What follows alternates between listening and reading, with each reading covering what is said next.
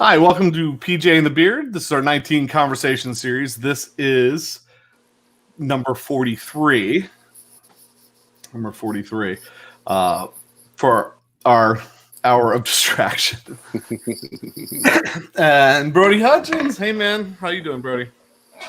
You could say, howdy, y'all. Today would be the Richard Petty 43 edition. I'll throw a little love to NASCAR because we're both huge NASCAR fans. Brian Landers just chimed in and said, y'all works. Right. Well, we're fixing to talk about some guitar stuff today. We are about to. Can we combine like Brian and then Tim, right? Yeah, Tim that we had on yesterday, and it would be like we're fixing to talk about. Yeah. Sorry. Hey. That was bad. Probably get banned from that. All right. We start with the clip of the day? Yeah, let's do it. So I think, we've been going back and forth, and we've been sort of up front saying, well, I guess you can tell from who did what, who picked the clip based on the clip. But what we'll do is we'll play the clip, and then we'll be like, who picked today's clip? Oh, I guess I'm supposed to get the clip ready while you're saying that, huh? Mm-hmm. Well, you could. Failing in my duties. Hey, Brad Miller, what's going on, man? It's a cool show yesterday. Yeah, I think we'll end up talking about that, I'm sure. Yeah. All right, clip of the day. Our first ever Who Picked the Clip.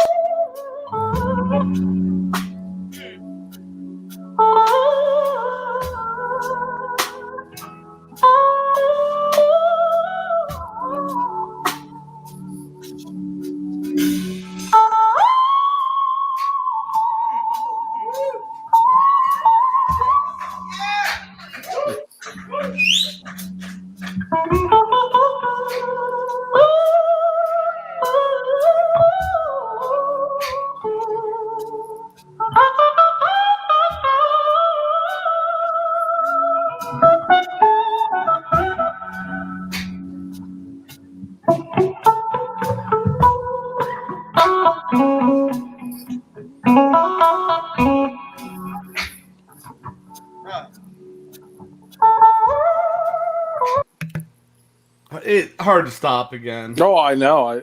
When we looked at it, because I think it's painfully obvious who picked this clip, right? I mean, who loves Slide and all of that. Clearly, I picked it. Yeah. Brian says the Beard. No, it wasn't me. In fact, I've never even heard of him. So, and I can't take credit. PJ, and tell us where you found this. And yeah, I can take credit that I brought it, but I can't take credit in like I really know this kind of obscure player, and I've been sitting on him for years. No, in lieu of the actual PRS experience, they were doing kind of live. It wasn't really live. It was pre-recorded, at least in the beginning. Jack Higginbotham came out and said, hey, this is what we're doing for Experience Live. And they had all these sessions. And so one of the sessions there was AJ Gent. And I wanted to show the clip of him playing a PRS guitar, but what he just played there, they call it his singing guitar. And my goodness, that sounded like somebody singing for sure. I'm just fascinated by his playing. And so if you go out to PRS's YouTube page, there are sessions. See, David Grissom was on there, Davey Knowles. At the end, the last session they did was Brian Ewald, who we had on the show. Brian Ewald was interviewing Tim Pierce, studio session extraordinaire, and other players, a couple other players I hadn't really heard of before, including AJ. But my goodness, I can't wait to go check out some more. I checked out a couple, sent that on to Jason and whatever, but yeah. And he's the first guy I've seen playing like that since we featured one other player in the course of these 43 conversations. Dave Hole from Australia.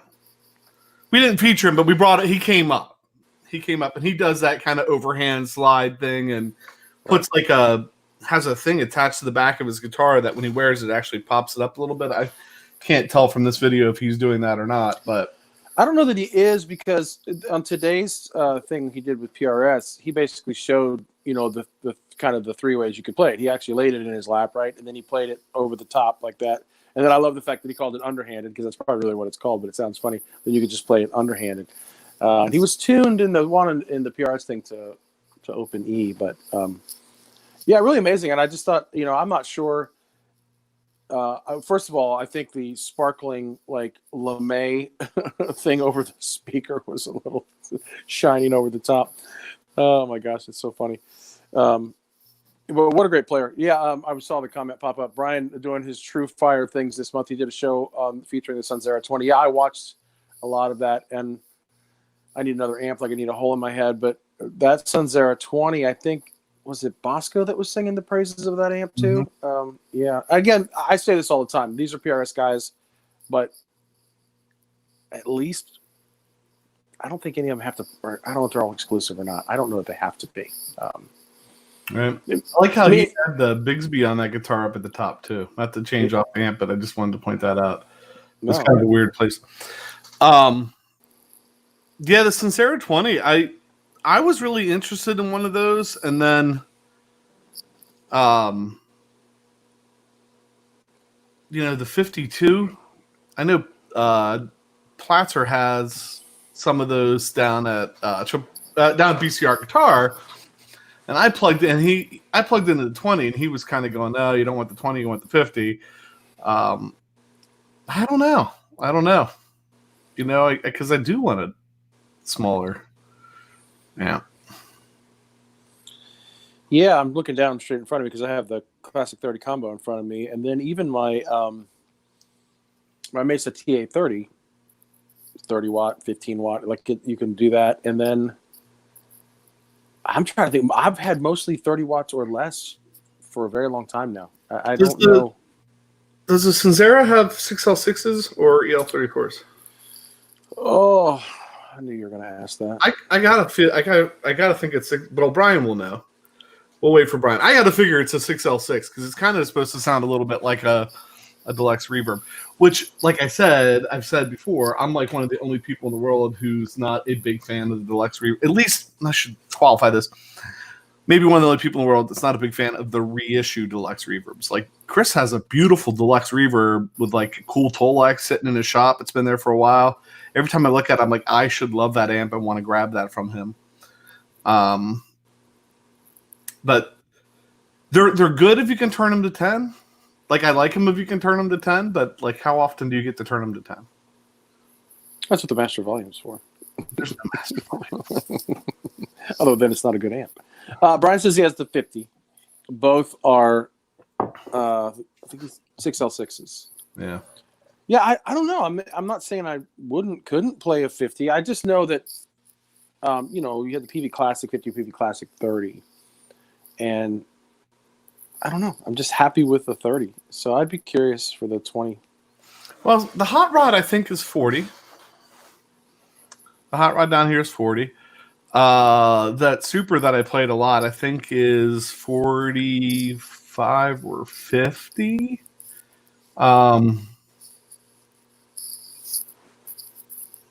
Brody said attenuate the deluxe. Very dynamic. Yeah, because what do you have? A Jet City, Brody, attenuator that I think was modded for you. That he's tamed a few of those beasts in that kind of.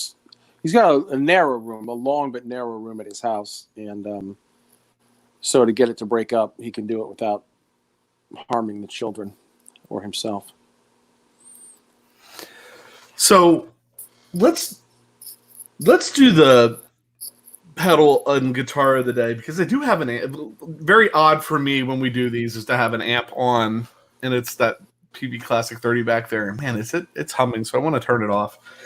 So let's get these out of the way, and then come back to that, if that's all right. I'm good. So guitar of the day, we're kind of the day. Guitar today. So what did you kiddos bring today for the guitar of the day? Oh, boy. So I don't know that this has been on. I think it's been talked about, but I don't think we've ever kind of featured it. Probably the most watched video on our channel deals with this guitar. Well, we joke all the time. Is it because of the guitar? Or is it because our friend Esty was on? I think Esty would say it's because of him. Yeah. Actually, Esty would because he's very humble, but it's funny to say that. So this is that Tajima that we talk about all the time. I can make this big, I guess, for a second. So 2P90s, volume and tone, 3-way toggle, and a 5-way baritone switch. Headstock, I know people are weird about headstocks. I don't mind this one. Microphone has a cool little, I don't know if you'll be able to see it on the, some little detail on the back plate there. This is the Woodstock series. It's a TW61 Woodstock series. I think you're looking in the 230 to 280 range. So it's one of the cheaper guitars. And believe it or not, that's what, on the channel anyway, it seems to get the most views. You do a cheap guitar and people eat it up. They want to know. So it's not about, it plays great. Like I said, 3-way toggle. So you have like,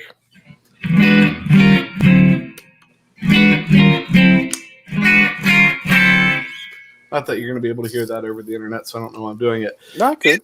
The interesting thing here is the 5-way the 5-way baritone switch, which I tend to never touch. So I think it was like when I saw it, I was like, oh, that's a cool selling point. But I never touch it. So, but it does, like, let's just do the extreme since we're on the internet. Like,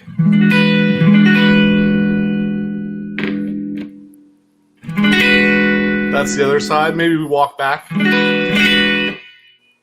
One back. Oh.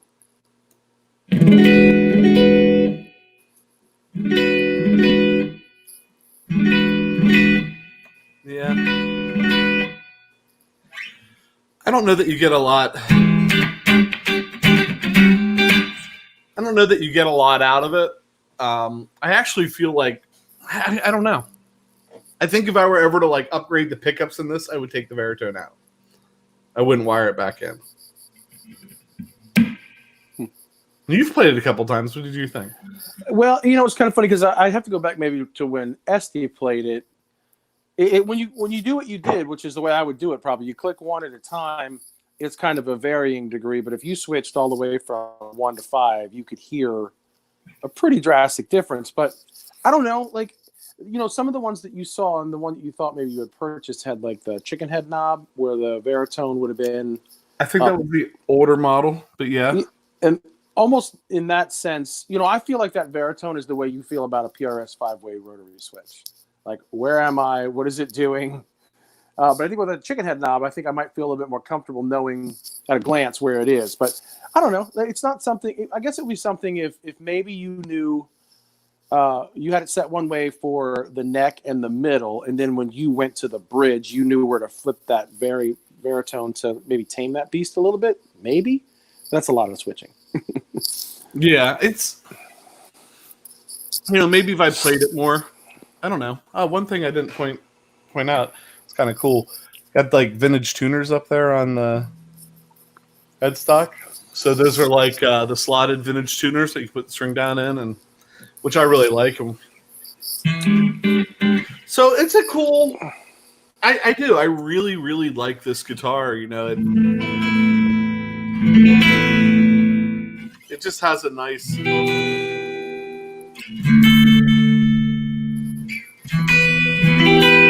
It has a really nice sound to it. And it plays pretty well. I mean, for a $200 and some guitar, like it's amazing because when I was first learning to play guitar, you couldn't spend $230 on a guitar and get what you got, what you get here.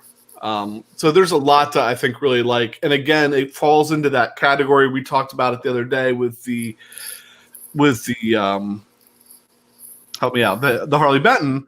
It falls into that. I'd like to have a Jazzmaster, but I don't want to spend the money on a Jazzmaster. I'd like to have a Junior. I don't want to spend the money on a Junior. So it kind of scratches that itch without diving in And if you can get by, the need to have the best, like if you can get by the need to spend $1,200 or $1,500 on a Jazzmaster, or even 8 or 9, and go, well, I can scratch that itch for $230. It gets you into that realm to see whether you like it. And I will say this: after having this guitar, playing it a good bit, playing it on stage multiple times, I could see myself someday maybe getting a better Jazzmaster. What about a Tajima with lollers? Right. Should we put? Well, that's what we could do. We could buy the lollers to put in here, and then after we put them in here, switch them out here into the PRS and just walk them around and see. Yeah, just try to save enough lead wire to do that. Because I think those are just standard P90s. Yeah.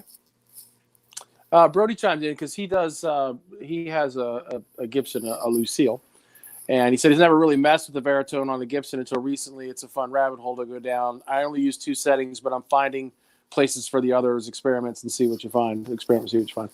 Yeah. And I'm just not even sure.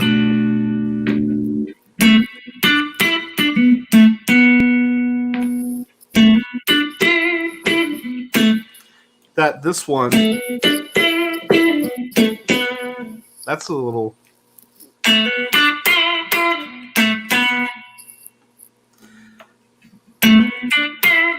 I'm not even. I don't know. I wonder about the quality of the Veritone. Maybe. True. Like it's probably not the same as the Veritone and the Gibson Les Paul. Right. All right, so that's guitar of the day, and we'll grab that back here in a second. Let me move this stand a little closer so I don't have to reach so far. Because pedal of the day, and really, I make fun of Pat all the time when he plugs the guitar in and plays it on the stream because it just sounds like it's underwater. So I'm typically against that, but for this pedal of the day, I thought, well, it'd be kind of cool to plug it in because this is, let's see if I can hold it up with all these cables on it. This is something a little bit different. Let me see. Can I make it big? Is that the Space Cowboy? Oh, no, that's the Joker. Anyone get that? Brian Lander helped me out. So it is. Yeah, I got it. It's the Joker. It is from Love Pedal. It's the Joker Octave.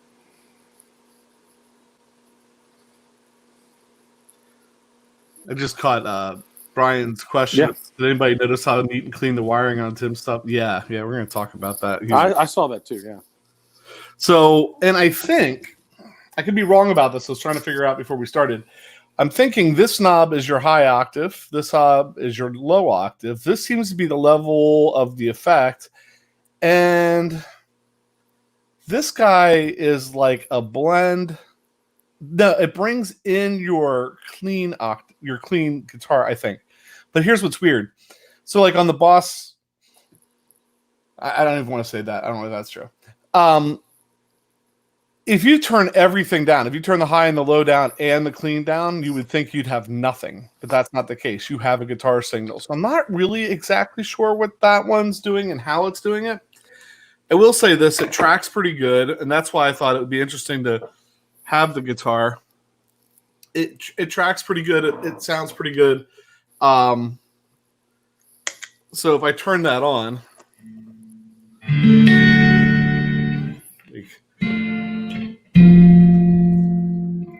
let's see, I don't know if it's loud enough.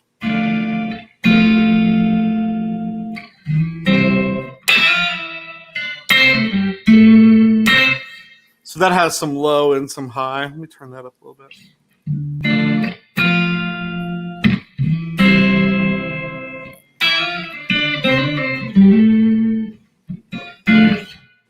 That's the Joker Octave. So, I mean, you could do some stuff like pull the lows all the way out. But it's not like your fuzz octave, like your Octavia octave. It's more of a poly. What do they call it? A poly octave, or because you can play the chord.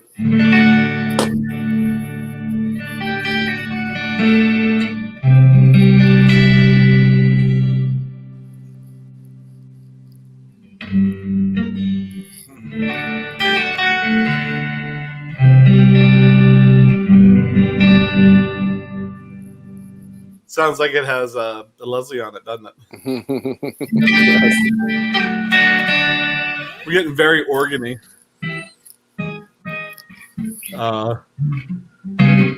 Ooh.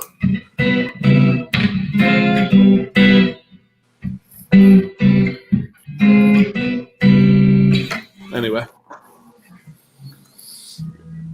You backed away from what you were about to say. What were you going to say that you thought it was like this blend? Is that what you're going to say? Well, that's what I was thinking. But I was going to say, I'm wondering if you turn all three of those knobs down if you get any signal, and I think you don't. Okay. Gotcha. So give me 1 second. I'm going to turn this amp off. And definitely, this would not track chords. Now, this is a probably early '80s one. I don't know if they ever got to where they could, but you can't play a chord with this. ain't happening. So yeah, I think we're kind of caught up on the comments. Yeah, Brian, we're going to come back to what you said, but I kind of noted the same thing. My goodness, like Tim's pedals were just like he could put an ad in, Better Housekeeping and Gardens. It's tidy. Yeah. Yeah, they looked they looked super clean to me. There was nothing. Everything looked super, super clean. And Brian said he bets they sound good, and I have a feeling that we'll get the opportunity to find out here very shortly. We're working on that. So I'm hoping in the next week or two, maybe. And then hoping, too, that, we'll be able to start recording some of this stuff. I know that we're thinking maybe in a week or two we'll be able to start doing that. Waiting for my wife to get. She has another surgery scheduled for a thing. Shouldn't be a big deal, but she just doesn't want to take any chances until that's all. Right. So after that, maybe we'll get to start playing again. Right. So you wanted to talk a little bit about yesterday. So even despite, it was really funny. The technology issues weren't even present like in the pre-interview and then in the very beginning of the broadcast. And then they got a little weird there at the end, but it worked. And Tim kept thanking us for hanging in there. I was appreciative that he did it. It got a little awkward there at the end, but we had gotten through a lot before that happened. StreamYard can be interesting. I think I've noted a couple other times we've used it that the longer it went on, it felt like some of those issues started to kick in. Like when we did them, not for live, but when we did Rick Matthews was one, but I even thought even with Drew Swindle, it kind of, after a while, it's like, okay, you guys done talking yet? Because you're using up a lot of space here. But yeah, it's interesting. And that not Tim's fault at all. But he kept thanking us and saying he felt horrible, and I felt horrible because we had him on as a guest and it wasn't working well. And right, but it was great that he joined us and that worked. So we didn't say hi to Hobo Rody. He's in. Yeah, I was just gonna say. I was just reading his comment. Some of my pedals are sideways stacked or upside down, not so tidy. Yeah, Hobo, I know what you're talking about there. I think they were referring. Well, correct me if I'm wrong, Pat, but they were referring to the inside of Tim's pedals, though. Like the guts of his pedals. Yeah. The soldering and the circuit layout was just beautiful. I mean, even like cables kind of being uniformly coiled next to each other, almost like in a figure eight. You're like, wow, man. The aerospace industry or whatever. He has a background, and you're like, okay. So if you get one of Tim's pedals, just when you put it on your board, man, you're gonna have to straight. I think if you put it on your board, it'll automatically straighten itself. Like it'll line itself up. Yeah, Brody said he wants one of the con codes just because of how cool his other pedals look. Yeah, I can't wait to get one in hand and try it out. It's really cool for Pat and I to, and I don't think Paul's in here today, but Paul Ewing, if you see him pop into the chat from time to time, Paul Ewing, what is it, Stompbox Steels? If you search Stompbox Steels on Google, you'll find his page. He's the one that kind of reached out to us and said, hey, this Tim guy makes these incredible pedals. They sound great. He's a huge supporter. Tim told me that like 8% of his YouTube traffic comes from Paul's page. Like Paul's out there pushing his stuff for him because he believes in it. And Paul even told me in an email, "It's like, hey man, when I when I get into something, I promote it, and so I think that's cool. So it'll be great to hear them. I think we will have. Don't quote anything here, but I think within the next couple of weeks we should be able to hear the honker and the one that didn't talk about it, did he? Yeah, he did it briefly near the end. It was the stinger. It was the flip pedal. Yeah, and then Brad said, "I want to order the pedal his daughter peeled just because." Right. Right. I want him to put a graphic on there about that. I don't know what he would put on there, but he should let her draw like the graphic and stick it on there. Something that they could stick on that because that's super cool. Right. Yeah, I mean the pedals what Jason just said. I think it's a case of kind of what he has built that he's going to maybe get to us. But yeah, I'm totally with you guys. What Jason and I were talking about after the broadcast and after we were done talking to Tim was, Jason has King of Tone and I've got like a creme brulee. So we could make our own Klon Kong, is that what you call it, or King Klon, make our own version and then compare it to his. It's all in one box. But I don't know if he has one of those done. So yeah, but we'll be happy to try them out. It'll be great. It'll be interesting. Yeah, and what a good, to me, a good pairing of pedals, because you see that a lot. You see a clone and a Klon and a King of Tone on people's boards a lot. Like if you watch Rig Rundown, like when I say people's boards, like people that are Rig Rundown people, right? Right. You see those two pedals on their boards a lot. Both of them are kind of unattainable in the fact that I'm not even sure. Are they still making clones? They made that second batch of clones, but yeah, was he making the KTR now? I think it's officially from him, but they're not making. What was it, the Centaur? Are they making the KTR still, or was that like a batch and it's gone? No, maybe. I'm not sure. I get all the information from Josh Scott. He played one, but I can't remember if they were ongoing.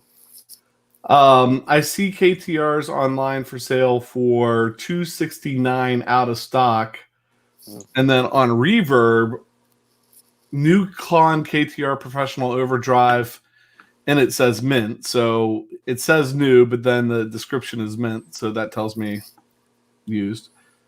$495. In fact, $495, $440, $450, $499, $525, $535, So they're all like $450 to $550 right now. The ones that are available on Reverb, and some of them are $650, $679. Oh, here's a bargain. Okay, this guy in Hamilton, Canada, is dropping his to $437. Oh, Canada. I think this might be the first time we don't have a pedal builder in our chat today, but I think I've noticed a trend, right? Like they use the word professional overdrive. It isn't somewhere in the Dumble world there's something called professional. So just put the moniker professional somewhere on your product, and you got the premium right out of the gate. I'll leave that to Brody. Brody's the marketing guy. He can maybe advise on that. But I do like this. Can I show this? Stop. You show whatever you want. Well, I do like that on the KTR right here on the front. It says, "Kindly remember the ridiculous hype that offends so many is not of my making." Yeah, didn't even put it on the inside. Didn't put it in a manual. Put it right on the front of the pedal. I love this too. Look, there's a switch on the side. Always better, always worse. So, yeah, I mean, I don't know. That's what I was saying. And then King of Tone, why we're here, let's just do it because it's fun. I still could kick myself for not putting myself on the waiting list when you put yourself on the last time. So 485, 600, 500, 594, 650, 590. I've been on the waiting list twice. The first time took, I think, a year and a half. The second time took like 2 years. Mm-hmm. And so here would be my never spend $600 or $500 to buy a used King of Tone. Put yourself on the waiting list. Go buy a Barber Electronics direct drive. You'll love it. you'll get the King of Tone, and you'll probably still use the Barber Electronics Direct Drive. The King of Tone is like... I'm laughing because, I mean, we've used it a smattering of times, right? Like, even sometimes we build a little board just to demo something, and you're like, yeah, there were 2 King of Tones set up over there, but we're using the Barber Direct Drive today. Hey, Stephen Whitney. Thanks for coming in.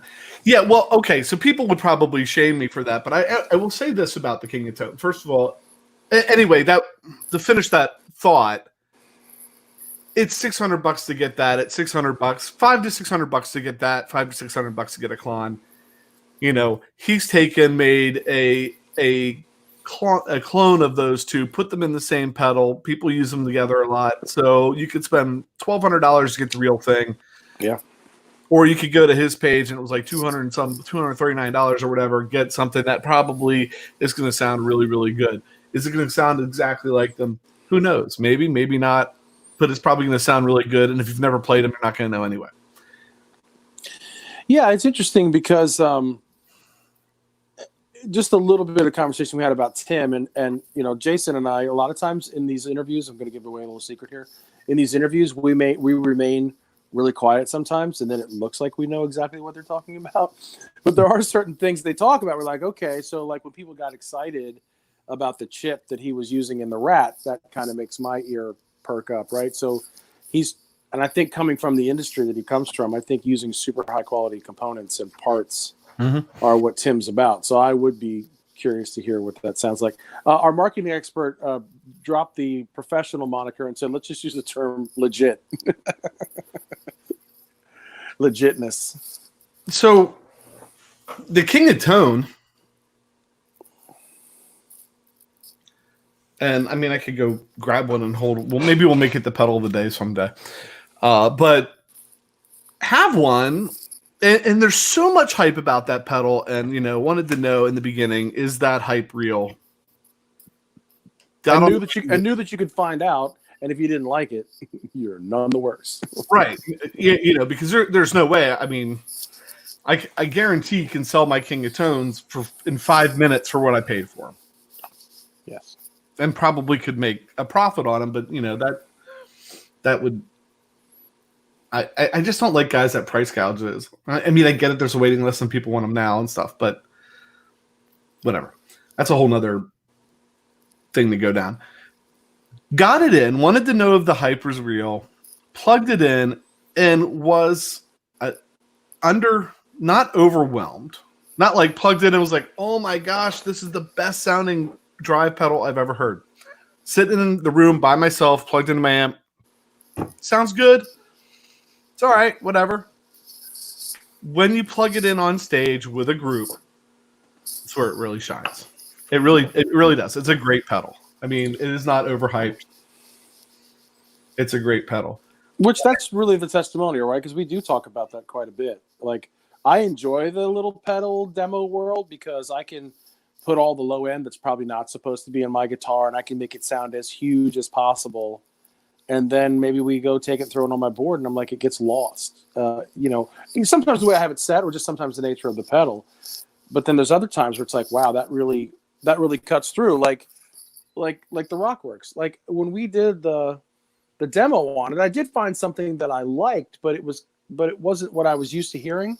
But I put it on my board at church, and I'm like, all right, that is definitely got a place. You know, for the King of Tone, for the hype, right? Like you plug it in, you're probably like, I don't know. And then you go play it live and you go, I get it. I see. Yeah. And I mean, that's how I felt with the King of Tone. I was like, wow, this is really good enough that I'm going to put myself on the waiting list again. So I have two.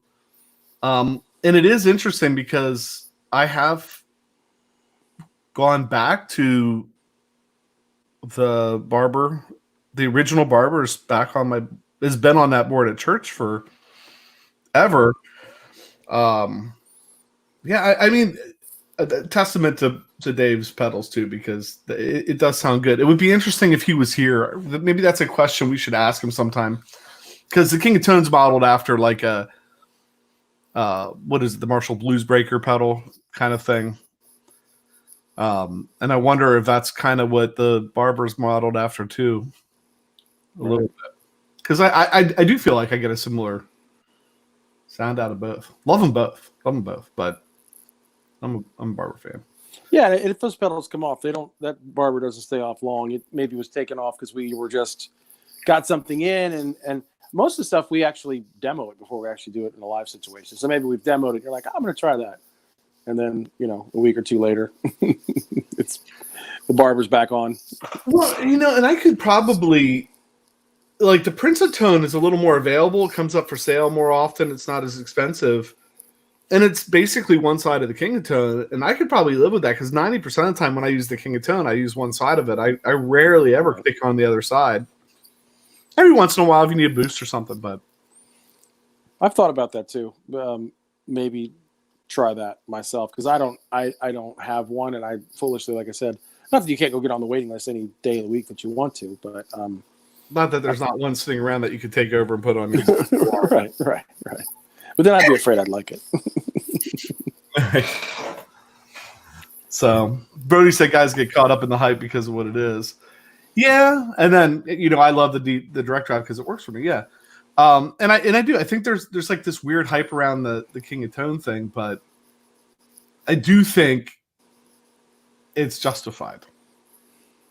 It's a great pedal. It's justified. Yeah, well, because I could be off, but not by much. You can pick different options, right? Like there's several different options, color, drive stages, and different things. But I think even if you maxed out the options, it's like $350 brand new, right? If you maxed out the options, like if you went for all the you'd be right. I think by the time you get to the door, $350 to $400 buying it from Brian. I saw that. I knew what you meant. We'll get. Brian said, "What does it do that the direct drive doesn't do?" And I don't know. I mean, one advantage to it is you have two types. Like if you're not real familiar with King of Tone, I'm just going to click on a picture, or better yet, because we're talking about it.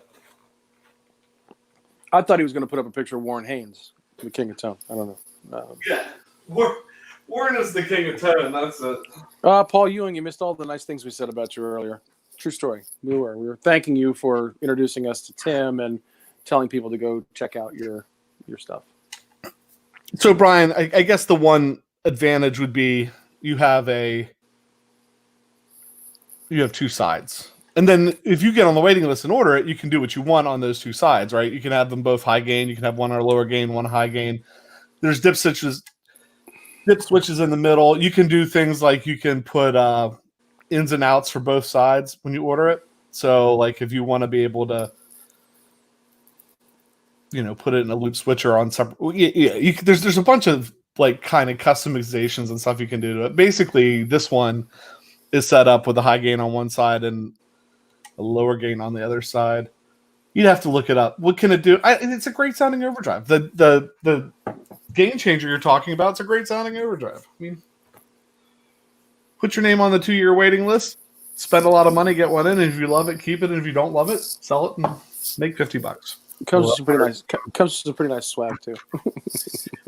I did want to mention before we move on. Steve Whitney said that the Helix has a King of Tone pedal in it too, and then there was a couple comments about that, and I would so love to hear that. What is the digital intellectual property rules? Well, that and like, does it? I don't know. Does the analog circuit running in you could probably figure out where we're going to fall on this, but does the analog circuit running into a tube amp sound? Here's the thing. The analog pedal running into the tube amp and the digital representation running in the front of house, maybe out front they both sound the same, but I'm feeling like under your fingers, they're going to feel differently. Is that fair? Yeah, Steve Whitney said, look up Worship Tutorials King of Tone versus the Helix version. Okay, that's a rabbit trail I'm willing to go down. That's cool. Can do that. Who said that? Stephen Whitney. And Stephen was also asking a question. I think it was Stephen was asking questions about, are we going to do more Harley Bentons? And I think the answer to that, the short answer to that is yes. The long answer is I don't know when, because we only have the one. We're looking at the other ones that the shipping wasn't terrible, right? It went up like $20, but still not horrible for a guitar, right? I mean, but anyway, I think the answer to that is yes. Don't hold your breath though, because you will turn purple, because we have so much stuff queued up. It's ridiculous. Yeah. Oh yeah. I was thinking about that today. There's gonna be quite a lot of when we start rolling, the video editing time that I'm gonna be spending, and it was funny because Pedal Show just did that video about like video editing, and it was so close to what I do. Like, it was amazing to me. I mean, the guy's definitely much more knowledgeable than I am, and I don't do any of the color stuff that he does. But Brody was talking about wanting a direct drive, and I say we because I ended up getting one because of Jason. So between the two of us, we have 3 of the old enclosure style. So we are very anxiously waiting for Dave to get his enclosure situation squared away. And I think he's said it's technically, I guess, version 4 in a small, normal, standard enclosure size, like a regular size enclosure. mm-hmm. Probably worth the wait, and brand new. They're what, $159 or something like that? Mm-hmm. It's crazy. So, yeah, and I would be hard pressed to tell somebody, like Brian keeps bringing up the gain changer that he makes, and I would be hard pressed to tell somebody whether to get the gain changer or the direct drive. I think you'd have to do some research on it, because they're both great. And before this shutdown thing happened, I think the week or two before the shutdown happened, I took the gain changer over and used it live once or twice and loved it. I used it. I didn't turn on the direct drive. I just used that the whole time and really loved it. So Dave's stuff is just great. Yeah. I think I understand what Dogpaw's saying here. Live through speakers are produced and squished digitally on YouTube and through earbuds. Yeah. I mean, I'm not even saying that even if I went to watch the worship tutorial, which I will, because the point I was going to make when that came up was it's still hard to not stand in a room with something. It's really difficult. I think you can hear something, go, wow, that sounds good. But to really, if you're going to do that potentially much of a nuanced comparison, being in a room would be interesting for that. But I go back to, because I think there's a losing argument with fighting that this sounds better front of house. Because that's where the argument comes down to a lot. What does it sound like out front? It doesn't matter what context we're talking, what genre. That the modeling stuff out front probably sounds as good as the tube amp and the pedals. Where I struggle with is I can't wrap my head around that under your fingers it feels the same. And so, if you're really, really used to playing tube amps and you plug into a solid state amp, there's a big difference in the way the amp reacts to your playing, depending on what you're playing too, probably, right? So if you're doing a lot of chord stuff, a lot of those heavy delay leads and the swells and stuff, maybe that doesn't matter as much. Maybe you don't get into that tube thing. Right. So maybe that is a mute argument, because I can get it to sound just as good out front as I can get it to sound here. Yeah, and we're in this rabbit hole, so I'll get my shovel out for a second and dig with you, because for me, now again, there's a whole different there's layers of this onion. There's the playing at church and the worship space and what's the purpose of playing and all of that. There's maybe gigging, there's whatever. But I would level that playing field and saying, as a guitar player, when my tone is right and I'm feeling what I'm hearing, what I want to hear, and I'm not distracted, my playing is so much better. And isn't that what you want in every environment, right? So that's where I land on the modeling versus tube. And not to say that I couldn't feel inspired by modeling. I'm just I'm so far on the wrong side of the learning curve of that I'm just I don't know that I want to do that. But there's people that I love their playing. Lincoln Brewster, for one. He's a great player, but he uses a lot of modeling stuff. But for me, that's where the argument, discussion, whatever you want to call it, lands, right? I think Jason's being definitely transparent when he's like, listen, in front of house, it might sound the same. Okay, fine. But as a player, which I think you're all in this chat because you're players and you love gear and you love the nuances of gear and you love everything about that. It's all about the experience, right? It doesn't make it selfish. It doesn't make it in the worship space that you're not focused on God or whatever. It's the experience for the player that brings out the best in the player. And I had an old friend who's come up multiple times on the channel because he was a sage, old, wise individual, a wise old blues player, and he would take it a step further. It wasn't the difference between solid state modeling and tube. It was the difference between tube with a rectifier and tube without a rectifier. If your amp didn't have a tube rectifier in it, it wasn't, I ain't playing that. That's a piece of it. It doesn't have a tube rectifier. Give me a 60s amp with a tube rectifier. Everything he had tube rectifiers, and that sag, whatever the guitar buzzword is, if that wasn't there, he didn't want it. So right. A couple things here real quick. Steve, I want to get to Steve's question. Yeah. Come back to that after we get a couple. We can circle back to that. I agree. That's what I was saying. Oh, we can leave it there. Leave it there as a reminder, or just go for it now. Well, is there any? Well, let's go for that. Let's go for this. If you had $300 to $500 to buy an electric guitar, what would you get? What would fit for worship leading? And Pat's like kind of the worship leader. I'll say from just a player on the team that, first of all, I think we can cross out the whole second part of the question because a guitar is a guitar. Right.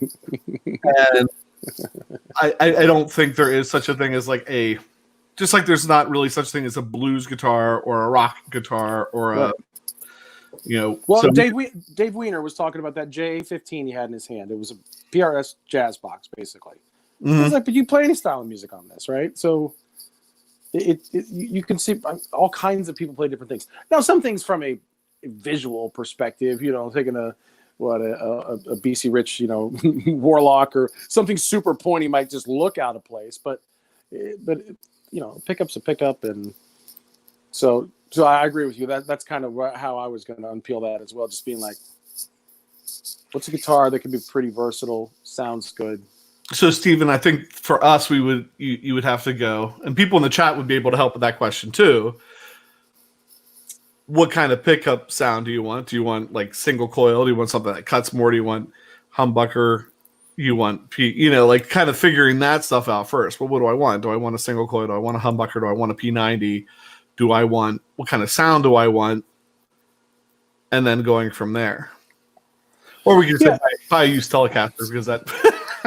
Yeah, no, I mean Telecaster came up a couple times, and that's not untrue, right? Like if we want to stick in the worship space just for a second, like when I moved from just like playing guitar to sort of like having to lead the band and maybe carry half of the songs or whatever, I went to a Tele because I love the sound and I love the simplicity of it, right? And you could get all kinds of things out of it. So Tele, definitely not bad. Tele would not be bad. And that 600 range, man, you can find all kinds of guitars for that amount. Right. Hey, there's our friend Tim just popped in. We were talking about your stuff earlier. There was a lot of comments, Tim. Mostly how spot on and neat your wiring and stuff looked in everything you showed. Everybody kept saying that. So I don't know if that helps, Stephen. I mean, I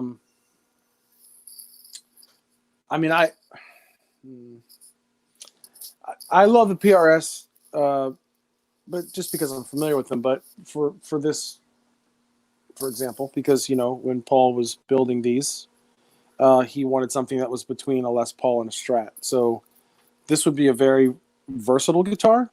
And even if you got an SE version or something like that, you could do it.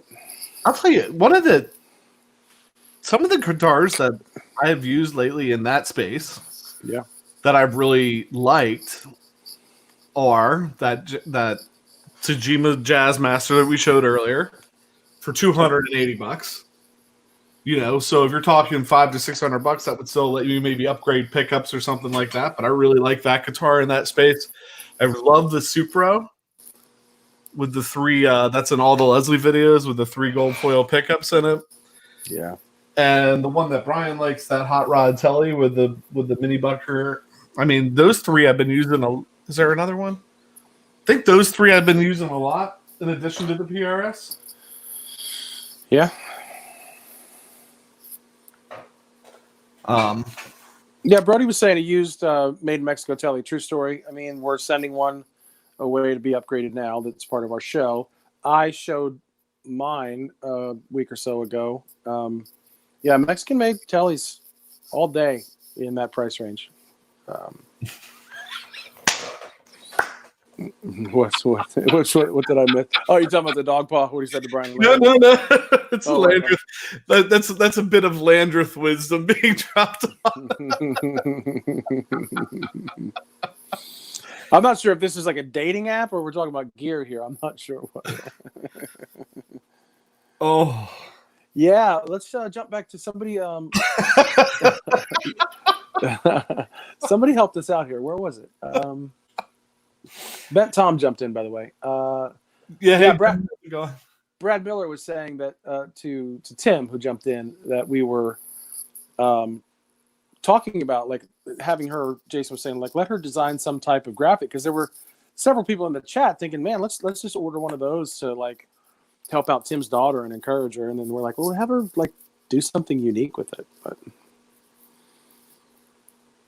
I know that who was it? Some company. Oh, well, it was somebody that maybe told us something that they were going to maybe. I don't remember what's on camera, what's off camera. Anyway, somebody was going to have people build pedals, guitars that you might know. Yeah, but you can't talk about that. Right, no, but I'm just saying to do that. But the way that they were going to do it was like in the inside, the back plate inside, just do whatever you want to it. Hand her a marker. Tell her to go to town. Make each one individual. Hand her a marker and have her at least sign the inside or something. Brian said, "Look at the." I'm sorry. I'm still laughing for Brian's comment. I don't think it. Yeah. You didn't see it, Uncle Brian. I did. I saw the response to it. I might have missed the original, but I'm sure it was quoting him back. But there was a couple comments. I'm sorry, guys. I must have missed them, but there was a couple comments on the tube amp thing. Yeah. And the Helix Kemper thing, and somebody asked if we wear in-ears or use monitors, and Pat and I are totally old school. We don't put it this way: we're never going to look good in skinny jeans and boots. So, like, if you're from that praise and worship thing, and you know what I'm talking about, not only do we not look good in skinny jeans and boots, we don't look good with in-ear monitors. We still like wedges and amps on stage. And even this drives me nuts. My ears don't like that at all. It's funny because I do think for people that aren't part of that world, that worship, praise and worship music world, they probably I kind of wonder what they think about when we say we play guitar in church on Sunday, because they probably don't picture what, because I mean it's really not that different than when I was playing with a band outside of church, right? As far as how you play the guitar and approach the guitar and stuff like that. Yeah, I mean, it's the same pedal board and amp, more or less, that you would use if you were playing out somewhere. In fact, in our area, in the 2 churches that I've played in, it seems like the home for bar musicians that don't play in bars anymore. That's right. It's like a whole aftercare program. You should tell them the story about when you cracked open your gear the one time. We got 54. The first time that I played at a church. So we could get into how that all happened, but I had been playing in like a kind of blues rock jam band for years. I'd been going to blues jams for years. I mean, we used to play 3-4 nights, 2-3 nights a week, probably more like Friday, almost every Friday and Saturday, and one weeknight thrown in. We gigged a lot. We played a lot for a long time. And so, like, I had a spot in my garage that when I would come home, I'd unload my pedal board and my amp. Amp was in a road case. The pedal board would sit on top of the road case, and I had a little silver. Actually, it's probably still sitting back there. I don't know that you can see it. Maybe on the other side. Yeah, you can't see it. Right next to the amp, there's like a little silver box that had all the cabling and all the tools you would need if things went wrong. That I would take with me to every gig. And so I take the top off the amp, set it down, put the silver box on it, open it up, right, and get all the cables out and, whatever it was that I needed for the gig. And that box would sit open while we gigged. And then I had a dual gig bag that I'd carry 2 guitars in and maybe take a third, whatever. So the first time, to Pat's thing, I went to a church to play, it was a rehearsal. And I grabbed my gig bag. And I grabbed my thing of cables and I grabbed my amp. And I walked in, I sat it down, and I started to set up. I had the amp there. And as I'm setting up, I'm going, no way, this stuff smells like a bar. And I open the guitar and take the guitar out. I'm like, it smells like a bar. Open the zipper, take my strap out. I'm like, whew. The strap only ever came out when we played out. Then I set the box with the cables down, and I opened that, and it was like hell was unleashed on that place. I mean, it smelled like 8 years of, and this was in the time where smoking was still allowed in bars and stuff, right? So it just smelled like beer, and it was so embarrassing, and I was so mortified. Like literally, we were playing in a gymnasium at the church at that time. And it was like an entity. That Jerry Seinfeld episode, the BO, that's BBO, that thing. Like it just was the worst smell.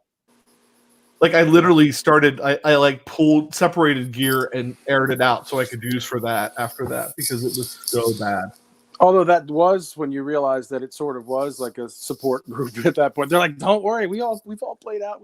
Well, everybody on there was like, "Home." Yeah. I remember that smell. We start playing at 10 p.m. Yeah. Right. Yeah. And it was. I think everybody that was there that night was because I didn't say anything. I just sat there with my head down, thinking, "Oh gosh," and then. Eventually, I said something about it, and people were like, "I am." We all gigged and played. Right.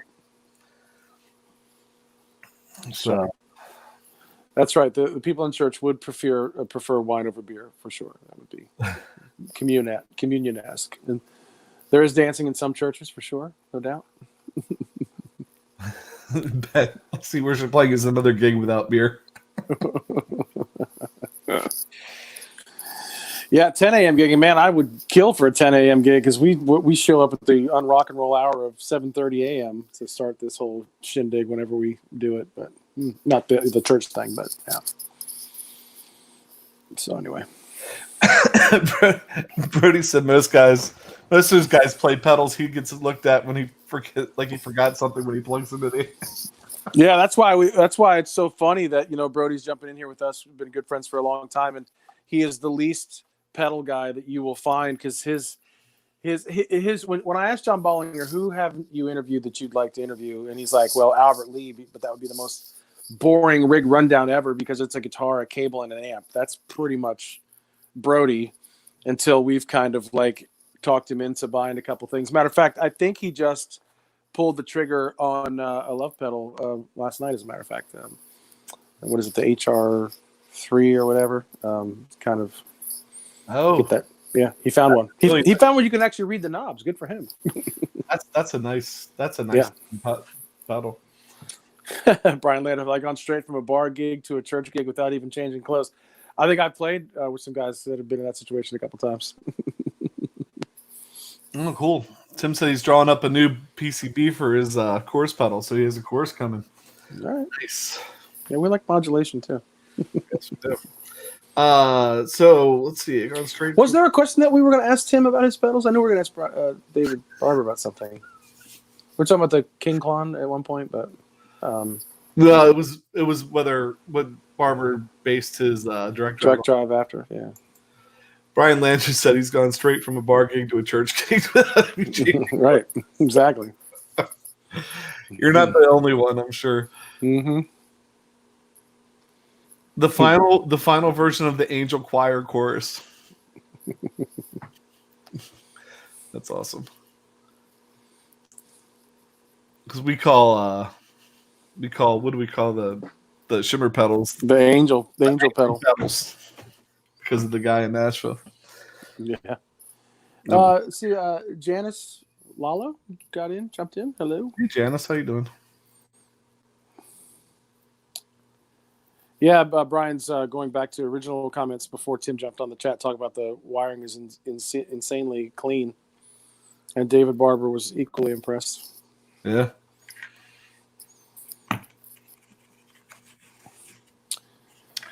Look at us. We did it. Another hour about nothing. Look at us. We are so cool.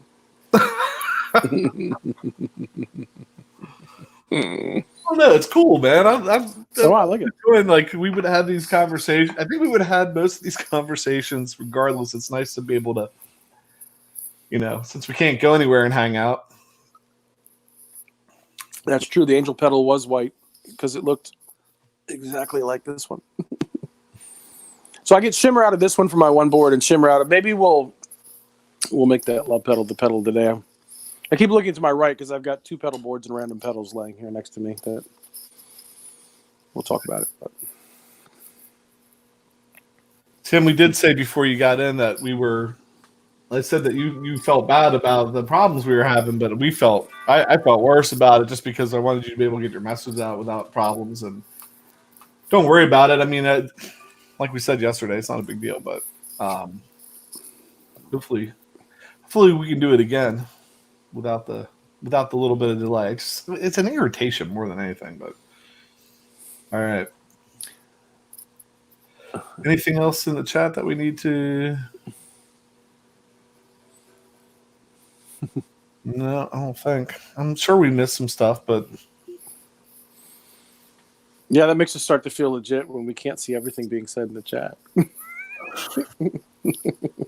Well, legit or just very distracted. I waited so long, I can't get this thing. Why did I do this?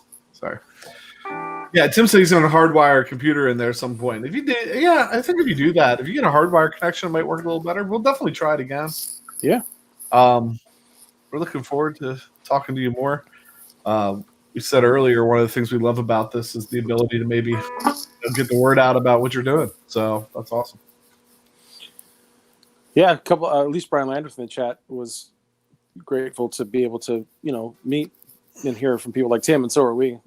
Looking forward to more, because we've said before we kind of had a rule that, like, we're not gonna have somebody on unless we've used one of their products, had one of their products, and then given what's going on now, we're like, no, we'll meet the person and back our way into the products, and we've been.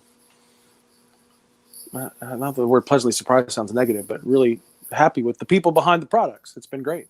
Yeah. So before we go, I mean, is it worth saying? I feel like we know most of the names in here, so I hate to do make sure you subscribe, or please subscribe if you haven't done that yet. Maybe hit the like button.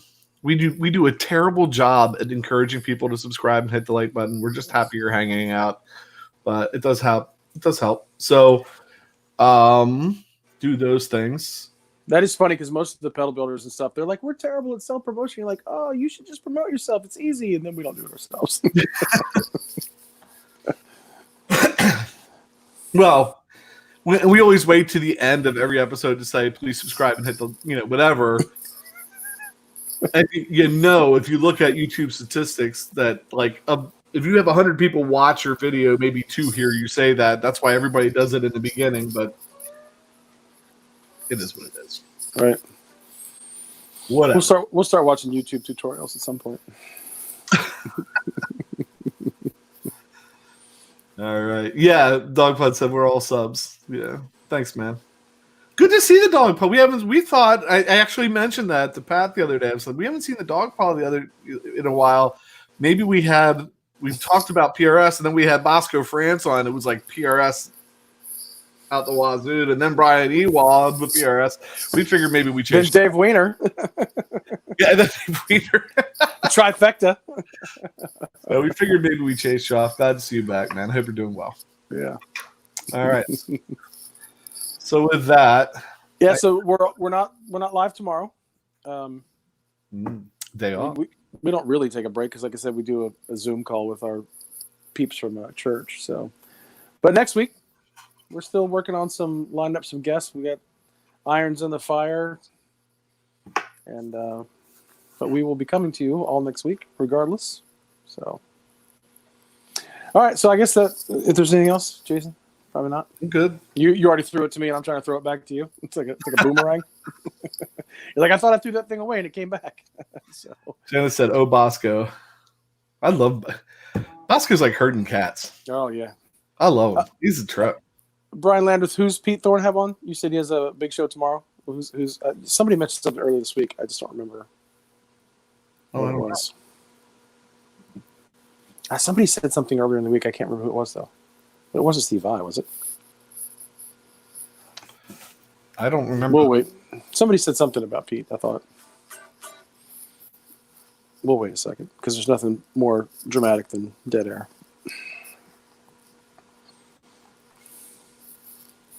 Steve Vai. Yeah. Okay. That's right. Yeah.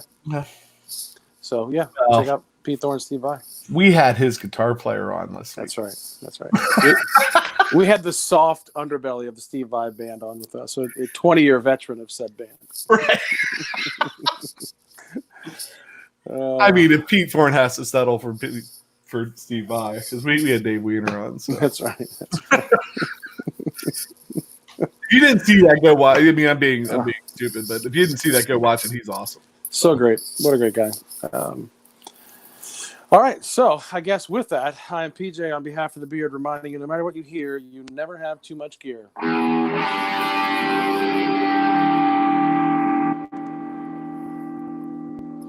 Bedroom volume. Can't even get it to feedback.